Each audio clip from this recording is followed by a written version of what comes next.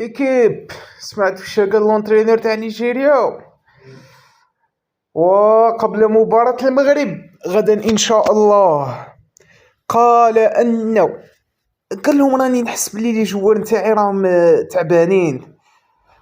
سما غدوه ان شاء الله كونتر المروك غادي نلعب متراجع في الشوط الاول، وفي الدوزيام ميطون قال لك غادي نسيي نطبق اللعب ديالي. شيخ مام هاد الهضره تكتيكيه، هاد الهضره ما تنهضرش. انت سما راك تقول كاش غادي ندخل ولا انا ما فهمتش. هاد الهضره في اطار كره القدم ما تنهضرش حقيقه.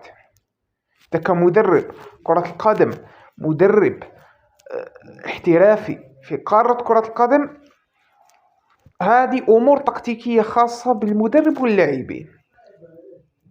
اولا كيب حكم المباراه دانيال راينا هو حكم مباراة المغرب ونيجيريا. خوتي غادي نعطيكم واحد المعلومة راك تعرفوا بلي غادي نجيب لكم غير الحصري.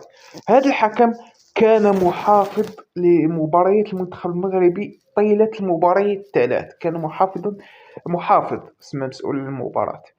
مباراة النهائي امام تنزانيا كان ايضا محافظ. مباراة المغرب الكاميرون كان حكما للفار. مباراة نيجيريا والمغرب سيكون الحكم الرئيسي.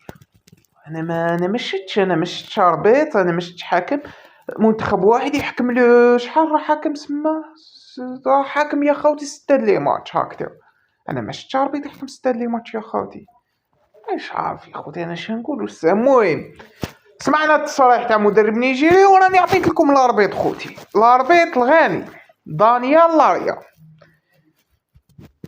خوتي ما تنساوش اشتراك في القناة باش تستمروا في تقديم محتوى لكيب.